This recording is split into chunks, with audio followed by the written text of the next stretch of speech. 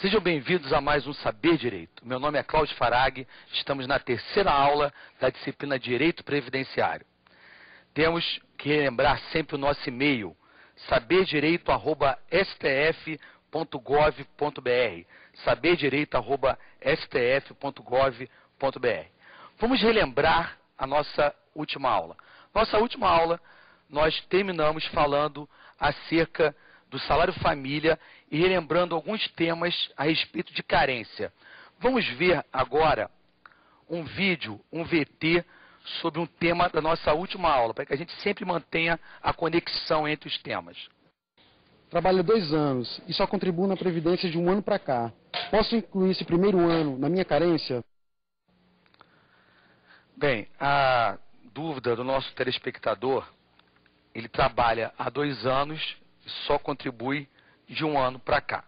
Ele pergunta se ele pode incluir o primeiro ano na carência.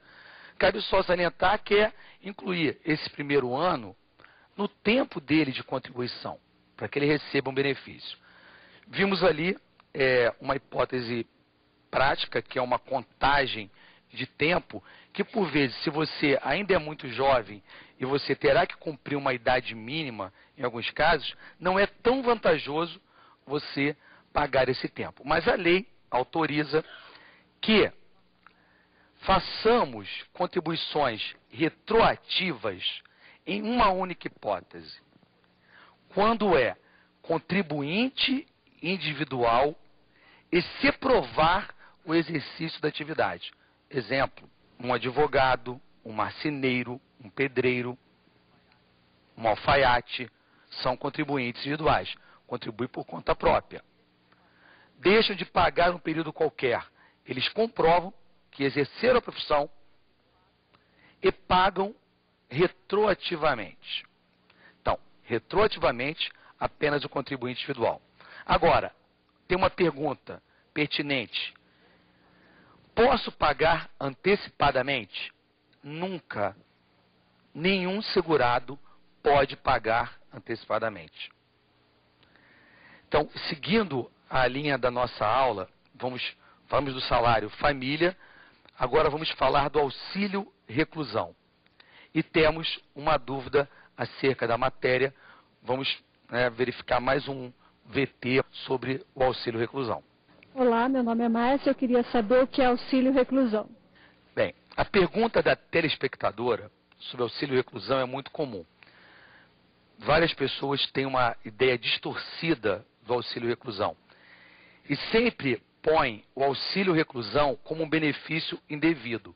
Falam isso porque não conhecem a essência e a função do benefício. Podemos anotar. O auxílio reclusão é devido aos dependentes. Ou seja, não querendo exercer juízo de valor, na verdade, o preso não vai receber o auxílio reclusão, e sim a sua família. O objetivo desse benefício é proteger a família, proteger os filhos. Com isso, não se pode recriminar o benefício por estar ajudando o preso. Por quê? Em verdade, ele protege a família, a criança, que não tem nenhuma relação com o ato que o pai ou a mãe venham a ter praticado. Segundo, mais uma vez, estamos diante de um benefício que é pago apenas a pessoas de baixa renda. Ou seja, o auxílio reclusão é até uma crítica. Se você ganha, por exemplo, R$ 1.500 e venha a ser preso, a sua família ficará desamparada, porque a previsão constitucional e legal que apenas aqueles que recebem valores de salário menores. Então, o auxílio reclusão é para baixa renda. Regimes prisionais. O auxílio reclusão é devido para regime fechado e semiaberto. Não importa a progressão do regime. Seria muito injusto se porventura você tivesse progredido de regime e a sua família perdesse a proteção. Então, regime fechado, regime semiaberto. O cálculo será feito utilizando a regra da dependência, ou seja, primeira classe, segunda classe, terceira classe. Filhos, esposa, cônjuge, marido, companheira, concorrem dividindo o benefício. Se não tiver a primeira classe, eu vou para a segunda, os pais. Não tendo a segunda classe, eu vou para a terceira, irmãos. Sempre lembrando que pais e irmãos devem comprovar a dependência econômica. Então, o auxílio reclusão é um benefício que ele tem por foco proteger os dependentes e não aquele que porventura esteja preso. Mas, infelizmente, salvo as questões como esta aula aqui, que a TV Justiça do Supremo Tribunal Federal estão possibilitando que a população em geral tenha acesso a temas de direitos, aulas sobre direito, várias pessoas não conhecem a finalidade e o significado do auxílio reclusão. Então, se você conhece alguém que porventura esteja numa situação de estar preso, avise-o, né? Peça para a família procurar a defensoria pública, porque a família tem direito a receber o auxílio reclusão. O nosso próximo benefício previdenciário também é pago aos dependentes, que é a pensão por morte. A pensão por morte é um dos benefícios que envolve o maior sofrimento e a maior dor, mas ainda assim precisa ser tratado com uma seriedade muito grande, porque ela vai determinar a própria manutenção da família. Primeiro tema relevante e importante na pensão por morte é o prazo para requerimento. Nós temos duas hipóteses. Requerimento até 30 dias do óbito. Até 30 dias do óbito. Benefício pago a partir do óbito, ou seja, a partir da morte. Uma brincadeira que eu faço. Nós devemos chorar, ou mesmo estando muito consternados com o falecimento de um ente querido, nós devemos procurar a Previdência Social no 29º dia. Por quê? Até 30 dias a pessoa receberá o benefício a partir da morte. Passado isso, o benefício será devido a partir do requerimento. Então, se um parente faleceu há 1, 2 anos, pode ser requerido o benefício. Agora, a partir do requerimento. Então, a pessoa pode estar perdendo aí vários meses, né, do recebimento desse valor, que pode afetar a sua vida financeira. Outro tema que é fundamental esclarecer na pensão por morte, principalmente algumas pessoas que lidam com direitos de família costumam gerar uma certa confusão nisso. A Previdência Social não aguarda habilitação. Vamos ver aqui alguma dúvida aqui de algum aluno nosso aqui. Lá o nosso aluno Ayrton aqui vai nos brindar com uma pergunta. Ayrton, estudante da Forte. Esse requerimento ele é feito direto no INSS ou juridicamente, judicialmente? Certo. Nós temos, responder a sua pergunta, e depois vou falar de uma jurisprudência do STJ, que é importante. Gente, nós temos, inclusive a gente pode até depois, temos até perguntas dos telespectadores que nós podemos verificar. Nós fazemos o requerimento junto ao INSS. Agora, não é preciso o exaurimento da via administrativa para recorrer ao Poder Judiciário. Agora, com certeza, em você tendo direito, o INSS, regra geral, vai ser mais rápido do que uma ação judicial. Ou se o INSS achar que você tem direito, se tiver a documentação. Então, numa recomendação do dia a dia, procure sempre o posto da Previdência, ligue para o 0800, já entre na internet, verifique a documentação. E pode se encaminhar diretamente ao posto do INSS.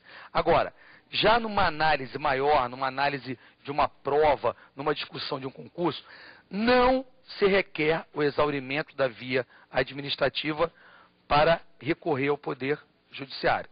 Por vezes, na prática, isso nem é muito bom, porque a Previdência Social ela tem recursos na via administrativa. Tem-se em Brasília o recurso junto ao Conselho de Recursos da Previdência Social. Em cada capital tem. Então, quem mora mesmo no interior vai recorrer e o processo será encaminhado à capital.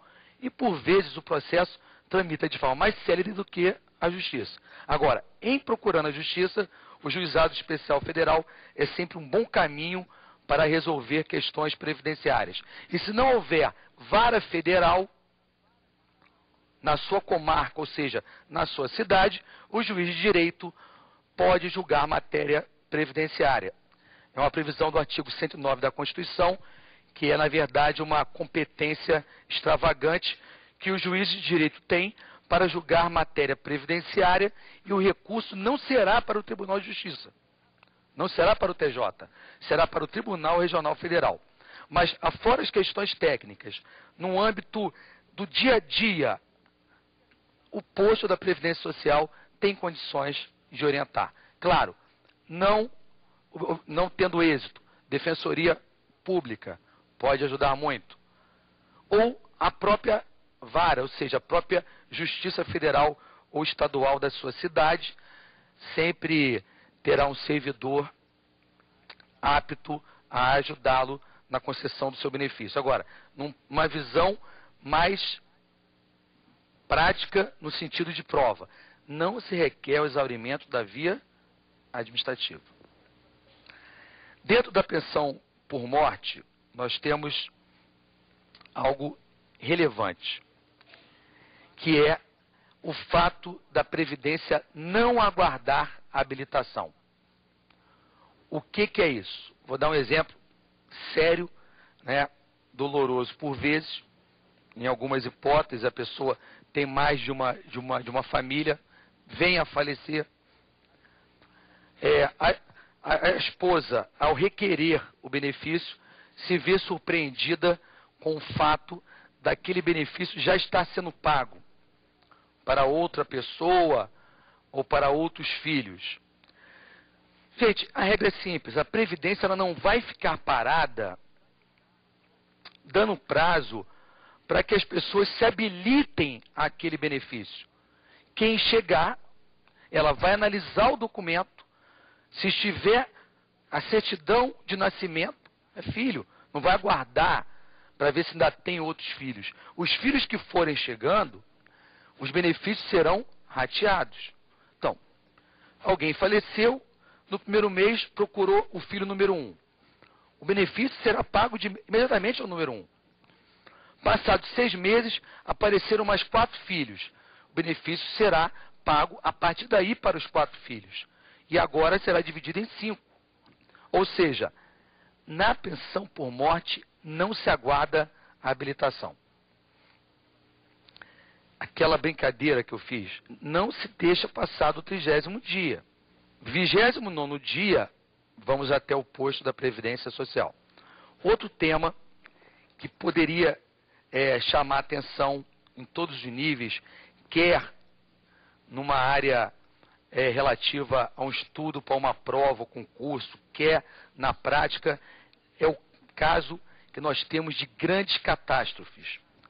Nesse caso, nós teremos o pagamento pela morte presumida, ou seja, pensão por morte provisória, por morte presumida. Vou dar um exemplo aqui que chocou o país todo, e nós ficamos chateados, todos nós ficamos com acidentes aéreos. Nós vamos demorar, gente, às vezes meses para conseguirmos o atestado de óbito. Por quê? Deve-se ter um exame pericial, um exame de DNA, mas o fato é notório. Temos a lista das pessoas que faleceram. Nesse caso, a lei autoriza que a Previdência Social pague o benefício da pensão por morte provisória. Ou seja, não vamos precisar esperar o atestado de óbito. Por quê? Porque o fato foi notório. Agora, nós temos a outra hipótese. Com perdão da brincadeira, aquela hipótese que a pessoa saiu para comprar cigarros e não voltou. Ou seja, a pessoa está desaparecida. A pessoa saiu de casa e não voltou. Ninguém consegue localizar a pessoa. Nesse caso, existe a necessidade da sentença de ausência. Ou seja, vamos ter que ir lá no juízo, lá no juiz civil, buscar a sentença de ausência para aí sim a Previdência liberar o pagamento do benefício. Vamos ver essa parte de pensão por morte, se nós temos alguma dúvida, que eu acho que é algo que é sempre palpitante. Shelly, sou advogada. Eu gostaria de saber se, digamos, a esposa, ou melhor, a mãe chega primeiro do que a esposa. Ela recebe todo o benefício? Sim, a ideia da Previdência Social, e a sua pergunta tem uma repercussão prática, porque na verdade tem uma expressão que está caindo em desuso, mas ainda é utilizado até de uma forma um pouco pejorativa, que é a chamada concubina. A expressão concubina, cada vez mais ela cai em desuso, e nós estamos usando a expressão companheira. Claro que a pessoa não pode ser casada e ter uma união estável, nos termos do direito civil. Mas a Previdência Social, o objetivo dela é garantir a situação fática. Ou seja, se nós tivermos um caso concreto e que a pessoa tinha duas famílias, a solução da Previdência Social é dividir o benefício. Então, nesse caso, o benefício será dividido entre a concubina, uma expressão que cada vez menos é utilizada, e a esposa. Por quê? De fato, aquele senhor tinha duas famílias. Então, a solução é essa. Agora, claro, se alguém estiver recebendo, vai ter que existir ampla defesa, contraditória, abertura de um processo, vai ter que timar a outra pessoa para falar. Agora, se forem apenas os filhos e já tiver a prova da certidão de casamento, fica muito simples. Agora, claro, a comprovação do casamento se dá com a própria certidão. Mas eu vou inquirir a turma aqui. E naquela hipótese que a pessoa sai de casa, né, isso fica 10 anos fora, não resolve a situação juridicamente, ou seja, continua casada no papel, conhece uma outra pessoa, passa a ter uma união estável, ou seja, na verdade, o atual companheiro ou companheira, porque eu já tive a separação de fato, não é isso? Mas em tese, essa aqui ainda tem a certidão de casamento. E essa requer. Qual seria a medida de justiça? Pagar apenas para a atual esposa ou para aquela ex-esposa que já não vivem mais juntos, não é isso? Que já há vários anos já ultrapassou o prazo, eles estão separados de fato há mais de 2 anos, mas nunca resolveram se separar. Qual é a medida de justiça? Pagar apenas para a atual esposa que realmente está com ele há 15, 20 anos, que ficou com ele durante todo o período que ele ficou doente, mas que por uma falta de diligência de resolver a situação anterior, eles não fizeram a separação. Vamos lá, é uma coisa importante para os senhores aí. Gente, só para nós colocarmos uma questão. A Previdência, ela sempre vai ter os chamados hard cases, ou seja, casos difíceis. Eu sempre dou um exemplo de um autor chamado Dworkin, que ele pede a penhora de uma pena mecânica. Alguém aqui penhoraria a pena mecânica? A resposta não. Só que o detentor da pena mecânica vendeu a pena mecânica e comprou uma outra pena mecânica pior. Pegou o dinheiro e não pagou o credor, gastou tudo. E ele pediu a penhora. É isso, vocês vão penhorar a pena mecânica agora? Ele vendeu a pena mecânica e comprou uma outra pior. Para ficar com o dinheiro, gastou o dinheiro todo na farra e não pagou o credor. Vocês penhorariam a pena mecânica? Vocês percebem que os fatos e a posição você começa a mudar? Então a justiça ela tem diversos ângulos. Agora, nós temos uma expressiva posição doutrinária que diz que a Previdência deve cuidar do momento fático. O que vale é quem atualmente depende economicamente daquela pessoa. A atual esposa. O fato de ter ou não uma certidão de casamento é irrelevante. Claro que um advogado vai depender muito da causa que você está defendendo. Tem teses boas nos dois sentidos. Agora, quem vai fazer uma prova de concurso, a melhor resposta é divide a pensão. Mas quem está vivendo o problema tem uma tese de justiça que é qual? O que vale na Previdência é o momento atual. Quem de fato dependia daquela pessoa que faleceu? Quem estava ao lado dele. Agora, e aquela pessoa que não se separou? Ela tem um documento que diz que ainda é casada. Mas, de qualquer forma, a recomendação extrajurídica no campo pessoal para todos nós é: vamos resolver as nossas situações. Se você se separou, se você se divorciou, resolva isso. Porque, como nós já vimos numa separação judicial, a ex-mulher pode requerer pensão se comprovar a dependência econômica superveniente. Claro, se ela receber a pensão, ela vai ter direito. Então, vamos resolver as situações para evitarmos, após o falecimento, ainda termos situações familiares complexas. Eu acho que a pensão por morte é um tema que ainda caberia mais alguma pergunta. Se alguém tiver mais alguma ponderação. Marina do IESB. Eu quero só saber se, para complementar a pergunta da colega, se essa concubina tiver um filho menor, se vai ser rateado por 3 ou se vai só ratear entre as duas, entre a esposa e a concubina. Certo. A pergunta tem total repercussão prática no dia a dia. Nós sempre temos esses casos junto à Previdência Social. Na primeira classe, o benefício será dividido. Em cada classe, o benefício será dividido. Ou seja, se são 10 filhos, divisão por 10. Um drama que acontece no campo pessoal, vamos reforçar a questão da pensão por morte, é, por exemplo, uma mãe depende do filho, o filho é casado, a mãe mora na casa do filho e o filho vem a falecer. A mãe não terá nenhuma proteção. Por quê? Como nós falamos, mãe passou a ser segunda classe. Então, em tom de brincadeira aqui, é por isso que a sogra deve tratar muito bem a nora. Por quê? Ela pode vir a depender, porque a Previdência não ampara quem está na segunda classe. O benefício será pago para esposa, companheira, companheiro e filhos.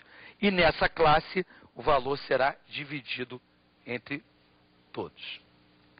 Nós vamos seguir aqui agora falando sobre serviço social e reabilitação profissional.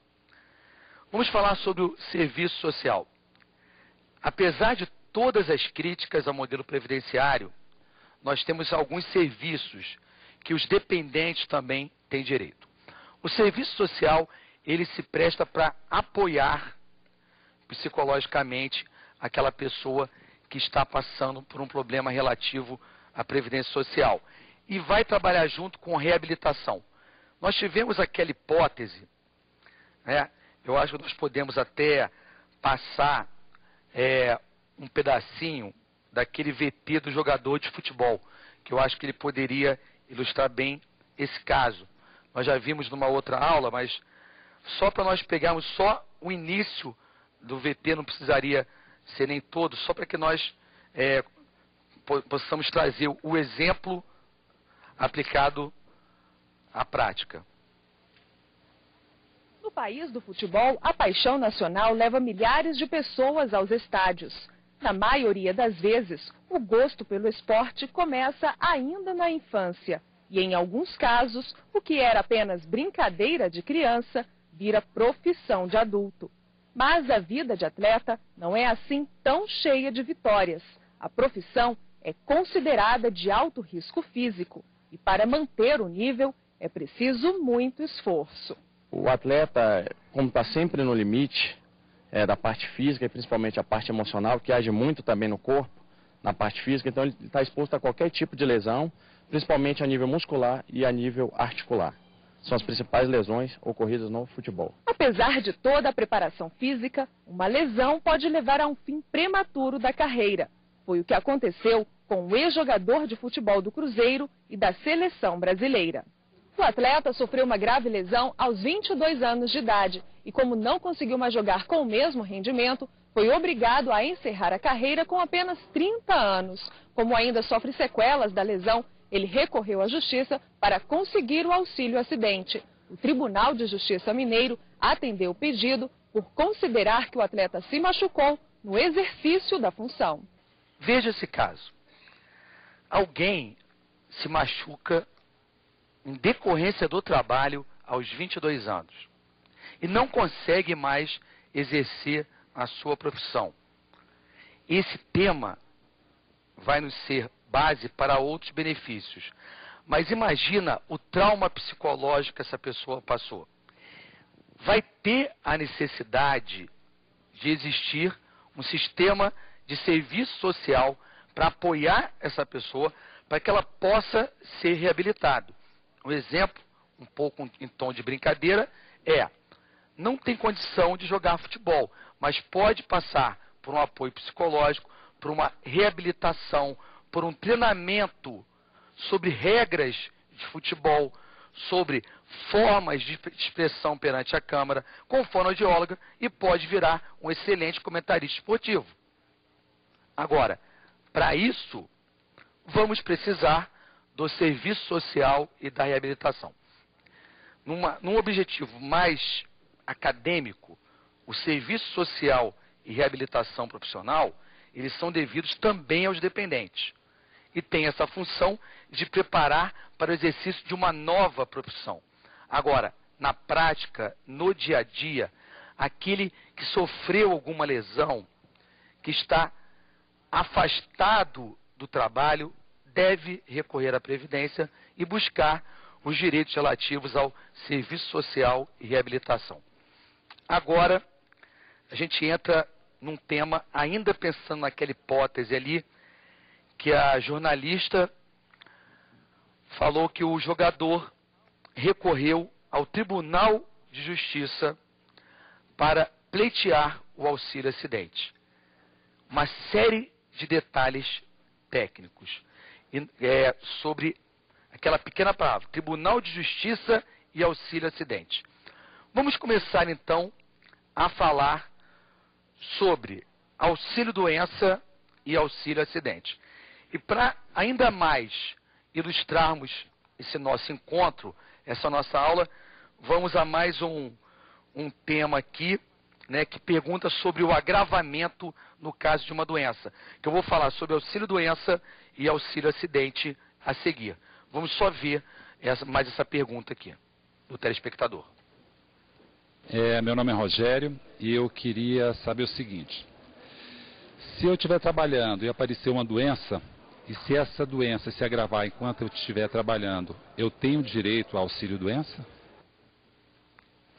A pergunta do telespectador, uma pergunta no campo teórico e prático. Vocês percebem que a Previdência, tudo que estou falando aqui em termos teóricos, nós temos dezenas de dúvidas no nosso dia a dia.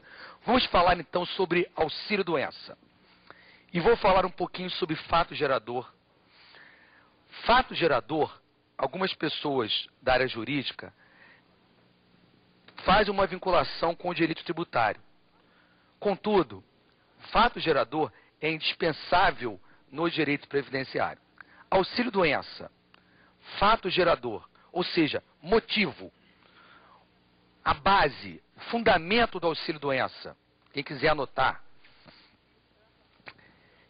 perda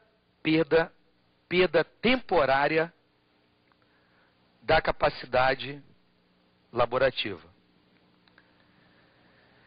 Perda temporária da capacidade laborativa. Eu falo temporária porque, se for definitiva, teremos outro benefício, aposentadoria por invalidez. Dessa forma, quando alguém é acometido de uma doença quando alguém é vítima de um acidente, inicialmente o benefício devido será auxílio-doença. Por quê que será auxílio-doença? Porque, a priori, a perda para a capacidade de trabalho foi temporária.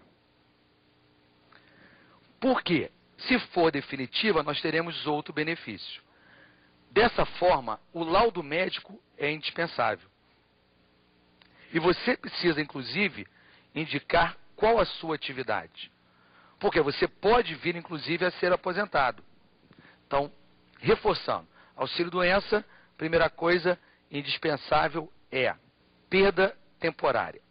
Segunda, a perda temporária deve ser acima de 15 dias consecutivos.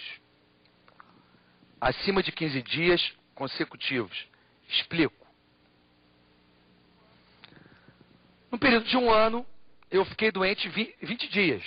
2 dias no mês, 3 dias no outro, 10 dias no outro. Não fará jus ao auxílio-doença. O auxílio-doença, a perda da capacidade deve ser consecutiva, acima de 15 dias. Mas, se eu trabalhar numa empresa privada, como é que fica? Numa empresa privada, os 15 primeiros dias serão pagos pela própria empresa. E se você for um trabalhador autônomo, que nós já falamos, que o nome é contribuinte individual, infelizmente, você ficará 15 dias sem remuneração. Por quê? O auxílio-doença, ele é pago quando eu tenho perda temporária por mais de 15 dias. Agora vem a pergunta, nosso telespectador. Se eu for empregado com uma doença e ela se agravar durante esse período de trabalho, tenho direito ao auxílio-doença? A regra é, não cabe auxílio-doença por doença pré-existente. Explico e reforço o conceito de pré-existência. Pré-existência é aquela doença que eu tive antes de ingressar na Previdência Social. Isso, no INSS, o ideal seria que todo aquele que vai entrar no regime de Previdência faça um exame médico para verificar o estado físico. Como, por exemplo, ocorre no serviço público, não é isso? Fazemos exames médicos. Mas o médico vai fazer a análise no requerimento e vai olhar data do início do trabalho. Por exemplo, o ano de 2000. Data do início da doença, 1999. Ou seja, a doença era pré-existente. Logo, não terá direito, salvo se decorrer agravamento. Isso é fundamental. Tanto na vida acadêmica, para os senhores, quanto na vida prática ou acadêmica do telespectador. Na prova, doença pré-existente não gera direito ao benefício, salvo se decorrer agravamento. Eu dou um exemplo simples. Eu entrei no regime previdenciário com uma gripe. Passei a ter pneumonia. O meu trabalho é numa câmara frigorífica. O agravamento decorreu, claro, do meu exercício da atividade. Então, a pergunta, se eu estou trabalhando e fico doente, não há que se falar em doença pré-existente e nem de agravamento. Então, colocando melhor a pergunta relevante e boa do telespectador, é: se eu já entro no trabalho doente, tenho direito ao auxílio-doença? Depende. Se ocorrer agravamento. Então, para nós seguirmos a nossa matéria e respondermos o auxílio-acidente, vamos ver se alguém tem alguma dúvida sobre o auxílio-doença, que é um tema... Alguém tem alguma ponderação sobre o auxílio-doença? Meu nome é Alcione, eu sou aluna da Faculdade Forte. A minha dúvida é o seguinte: caso o trabalhador deficiente físico, que já receba o salário de aposentadoria, venha no exercício da função adquirir uma enfermidade que o leve à invalidez, como ficaria a situação deste trabalhador? receberia uma outra? Perfeito. A pergunta da nossa colega é um tema específico da aula 4, mas vamos introduzir porque é um tema difícil. Uma das coisas mais complicadas na Previdência Social é a questão da cumulação de aposentadorias. E saber qual é a aposentadoria cabível em alguns casos. Se você já estava aposentado por qualquer motivo e volta a trabalhar, você não recebe uma nova aposentadoria.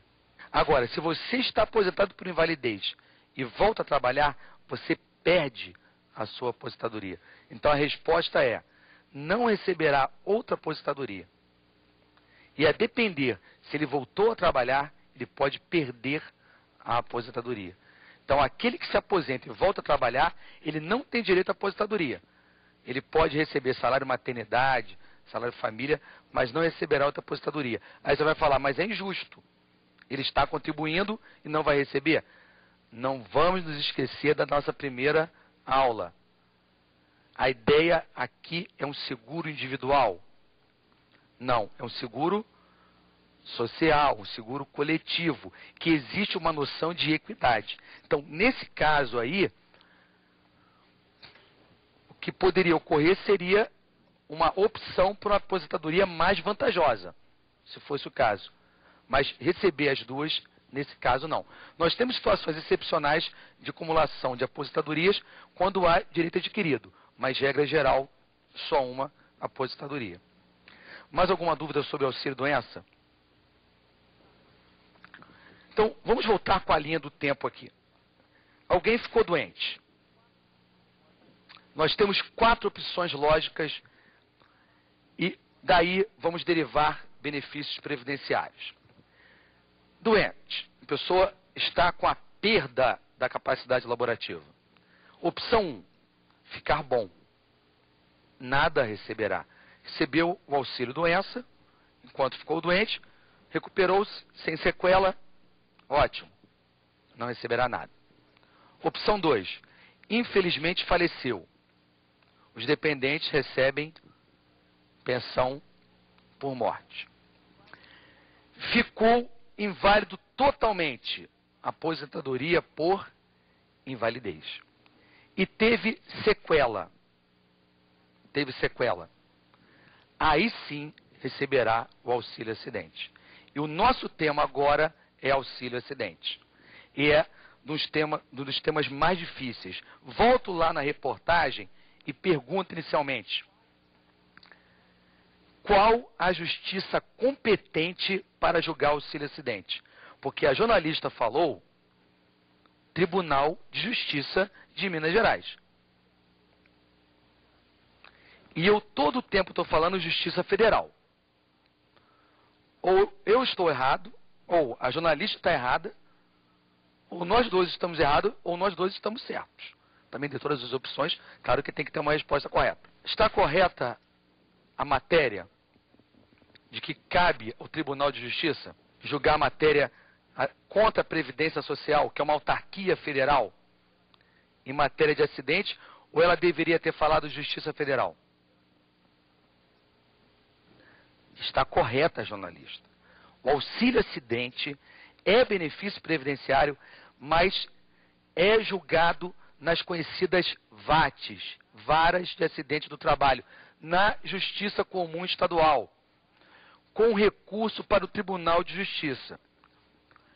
O auxílio acidente é um benefício que, mesmo nas capitais, será tratado na Justiça Comum Estadual.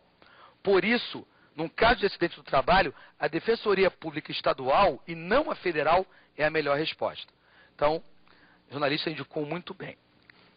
Gente, vamos falar sobre o auxílio acidente. Para isso, eu preciso deixar claro que o auxílio acidente, em que pese tenha esse nome acidente, ele não diz respeito necessariamente a um acidente do trabalho. Ele tem uma relação com o trabalho, Mas, por favor, anotem no campo teórico. Qualquer acidente,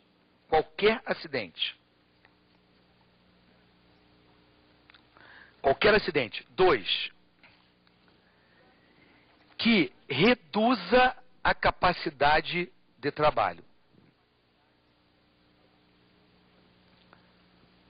Qualquer acidente que reduza a capacidade de trabalho.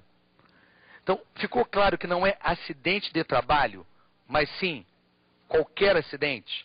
Agora, vou dar um exemplo aqui, um exemplo fácil, pegando a ideia do jogador de futebol.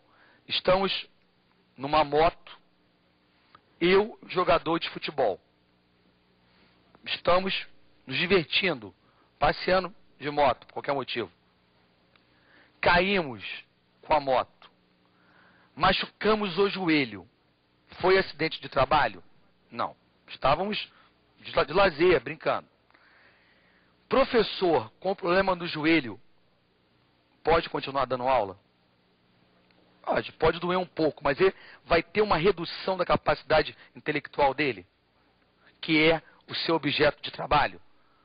Pode até ser que ele não fique tanto tempo em pé, mas ele pode sentar um pouco. Ele não vai ter uma redução da capacidade de trabalho. E agora, um jogador de futebol com o joelho machucado?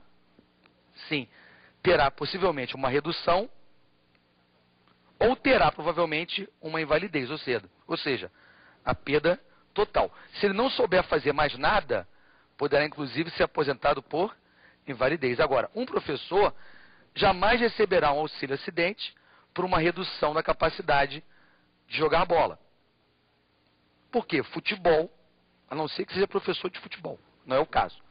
Mas um professor comum, ele não vai ter esse direito ao auxílio acidente. O jogador de futebol teve por conta da redução, não porque decorreu de um acidente de trabalho, necessariamente. É qualquer acidente. Agora, aqui cabe fazer uma diferença. Eu tenho doenças que são doenças profissionais. Então, eu quero que nós anotemos, quem quiser, ou salientar, que existem doenças profissionais e doenças do trabalho. E precisamos diferenciar isso. Doenças profissionais de doenças do trabalho. Para até memorizar isso é fácil. Profissional começa com P, não é isso? Você puxa o P e escreve peculiar. Então, a doença profissional é uma doença peculiar. E a doença do trabalho é uma doença em virtude das condições de trabalho. Dou um exemplo. Calo na corda vocal. É uma doença profissional de professor ou é uma doença do trabalho, uma doença de trabalho de professor? Profissional. Por quê? Peculiar, não é isso? Gente, digitador, ALER. Uma doença o quê? Que é ALER, lesão de esforço repetitivo, como bem lembrou a colega. Uma doença o quê? Profissional, que é peculiar. Então, se você chegar no médico, estou com dor nas juntas, ele pergunta, o que você faz? Você fala, sou digitadora. Sou digitador. Vai fazer o exame. LER. Não tem dúvida, aquela doença é uma doença profissional. Pode virar um acidente de trabalho? Pode. Vai ter repercussões no campo trabalhista? Vai ter direito ao auxílio acidente? Por quê? Acidente de qualquer natureza, até mesmo do trabalho. Mas o que tem que ficar claro é que é acidente de qualquer natureza. Agora, uma hipótese aqui. Nós temos um carteiro. Ele é altamente exposto ao sol, tanto que eles usam protetor solar. Um câncer de pele é uma doença peculiar. Agora, um escriturário do banco está com a mesma doença, chega para o médico e fala, doutor, estou com esse problema. Não é uma doença peculiar, mas pode ser uma doença de trabalho, em virtude das condições. Por quê? Aquele escriturário senta debaixo do sol. E todo dia fica de 12:00 às 6 pegando sol sem protetor. Agora, a doença do trabalho, ele é mais difícil de ser verificada. Por quê? Ela não é comum à sua atividade. Vai depender de quê? Da condição do trabalho. Pode ser que você seja um advogado, que nem digite tanto quanto um digitador, e tenha ler, porque a mesa que você trabalha não é adequada. Claro que no jogador de futebol é um acidente de trabalho, e decorreu da atividade, mas ele recebe o auxílio acidente, mesmo que não decorra do trabalho. Por quê? É acidente de qualquer natureza. Nós temos também algumas doenças que nunca serão consideradas doenças do trabalho, né? São profissionais, e logo nunca serão acidentes do trabalho. Anotem aí as doenças. Vamos estudá-las. Primeiro, doenças que não causam incapacidade. Gente, se você tem uma doença e ela não causa nada, não causa nenhuma redução, não há problema algum. Não vai ser acidente de trabalho. Mesmo que ela tenha decorrido do trabalho.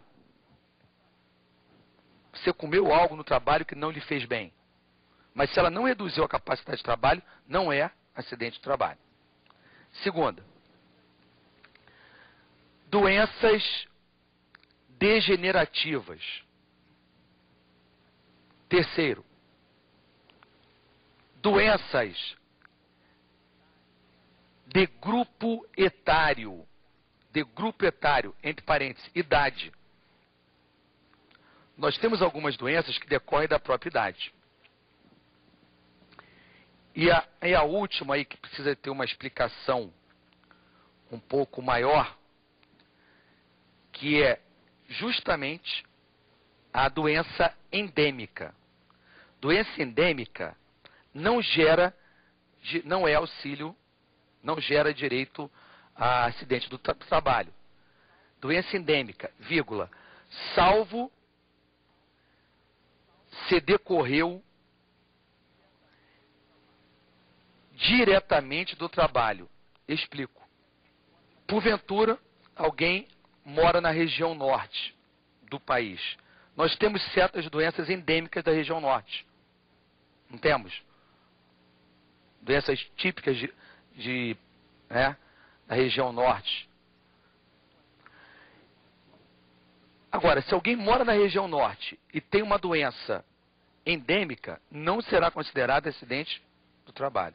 Agora, alguém mora, por exemplo, em São Paulo, viaja a trabalho até a região norte e contrai aquela doença que é endêmica daquela região. Nesse caso, vai ser acidente do trabalho.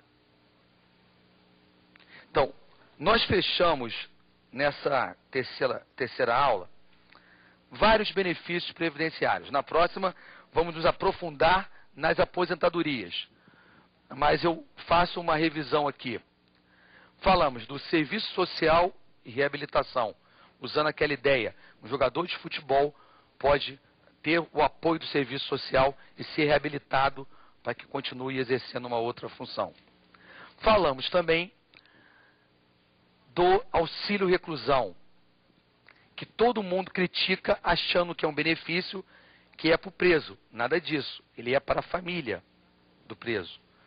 Falamos da pensão por morte, que sempre causa dor e causa uma série de dúvidas nesse pagamento, nessas relações de família como um todo. Falamos do auxílio doença, que tem como fato gerador, só para relembrar, a perda total ou parcial? Perda o quê? Temporária. É isso. Porque se for definitivo e total, é outro benefício. E estudamos o auxílio acidente, que é julgado por que justiça? comum estadual, juiz de direito, com recurso para o Tribunal de Justiça. E vimos que o auxílio acidente, claro, será devido quando o acidente for de trabalho? Sim, né? Muito mais porque é de trabalho. Mas apenas se o acidente é de trabalho? Qual é o tipo de acidente? Qualquer acidente será devido. E vimos que nós temos doenças equiparadas a acidentes do trabalho, que elas podem ser tanto doenças profissionais quanto doenças do trabalho. O que vai diferenciar é que algumas serão facilmente identificadas, que são as doenças profissionais. Digitadores, por exemplo, tem uma doença profissional que é a LER. A LER é uma doença totalmente normal para aquela categoria profissional. Na próxima aula, no nosso próximo encontro, nós vamos trabalhar as aposentadorias, que eu digo que é o tema mais palpitante, o tema que eu diria um dos temas mais difíceis da nossa matéria, que é pegar a aposentadoria por invalidez, por tempo de contribuição e a aposentadoria especial.